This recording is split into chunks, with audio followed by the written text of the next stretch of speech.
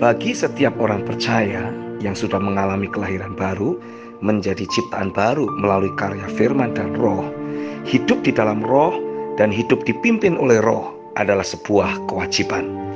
Kitab Galatia 5 ayat 16-18 mencatat, maksudku ialah, hiduplah oleh roh, maka kamu tidak akan menuruti keinginan daging. Sebab keinginan daging berlawanan dengan keinginan roh, dan keinginan roh berlawanan dengan keinginan daging, karena keduanya bertentangan.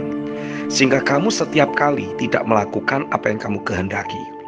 Akan tetapi, jikalau kamu memberi dirimu dipimpin oleh roh, maka kamu tidak hidup di bawah hukum Taurat. Yang pertama, ada suatu standar hidup ilahi yang sebetulnya Tuhan tetapkan bagi setiap ciptaan baru. Ingat, segera setelah alami kelahiran baru, Tuhan menghendaki untuk kita berfokus mengubah nature dari pikiran manusiawi kita dan membangun pikiran Kristus. Tujuannya adalah agar kita dapat hidup di dalam standar yang Tuhan sudah tetapkan. A. Kita memiliki kecenderungan hati yang sepenuhnya tertuju kepada kebenaran.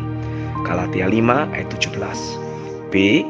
Kita selalu alami adanya pekerjaan firman dan roh dalam kehidupan sehari-hari. Galatia 5 ayat 18. C. Kita selalu memanifestasikan buah-buah roh dalam hidup sehari-hari. Tidak ada perbuatan daging yang dapat bermanifestasi dalam hidup kita. Galatia 5 ayat 19-23. D. Kita memiliki dasar hidup. Aku sudah mati bagi dosa, tapi hidup hanya bagi Tuhan dan penggenapan rencananya. Roma 6 ayat 11 dan Galatia 5 ayat 24. D. Kita meleburkan diri dalam rumah rohani, berfungsi sebagai bagian dari tubuh Kristus. Galatia 5 ayat 25-26. Yang kedua, standar ilahi tersebut hanya bisa dijalani jika kita memberi diri untuk dipimpin oleh rohnya. Galatia 5 ayat yang ke-18 mencatat, akan tetapi jikalau kamu memberi dirimu dipimpin oleh roh, maka kamu tidak hidup di bawah hukum Taurat. Kata dipimpin oleh roh ditulis dengan menggunakan kata Yunani ago, yang juga dapat diterjemahkan sebagai dipimpin secara dituntun, untuk membawa sampai ke titik tujuan seperti menuntun seekor binatang. Dipimpin dengan cara ditemani hingga tiba di tempat tujuan. To lead by laying hold of, and this way to bring to the point of destination of an animal. To lead by accompanying to or into a place. Strong concordance. Jadi dengan kata lain, akan ada suatu kebiasaan-kebiasaan baru yang Roh Kudus mau untuk dapat Dia terapkan ke dalam hidup kita, demi untuk dapat mengkondisikan diri kita hidup di dalam standar ilahi yang sudah Dia tetapkan. A. Untuk membangun kecenderungan hati yang tertuju kepada kebenaran dalam hidup kita.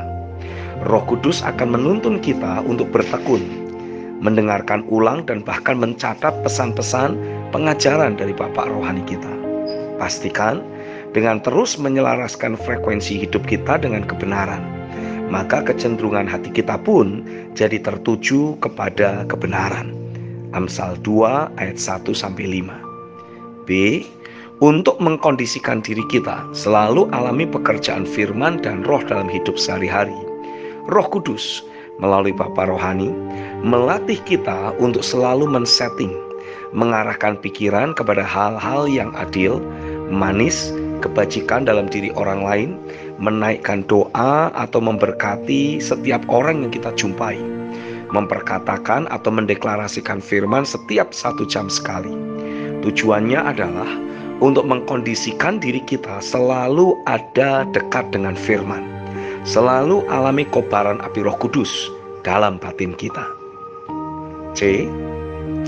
Untuk mengkondisikan diri kita selalu memanifestasikan buah-buah roh. Galatia 5 ayat 22-23. Dia akan melatih kita untuk lebih taat dan mendengarkan suara hati nurani kita yang murni. Semakin kita mentaati suara hati nurani, semakin kuat daya tangkal kita terhadap berbagai godaan atau tipu muslihat iblis yang berusaha menahan pertumbuhan dimensi kemuliaan dalam hidup kita. 1 Yohanes 3 ayat 21-22. D. Dengan selalu mengkondisikan diri untuk alami pekerjaan firman dan roh serta ikuti suara hati nurani, otomatis kita tidak lagi memberi ruang untuk berbagai keinginan daging, cinta akan dunia, cinta diri sendiri, ataupun cinta uang memanifestasikan diri melalui hidup kita. Kita hidup hanya untuk Dia dan penggenapan rencananya.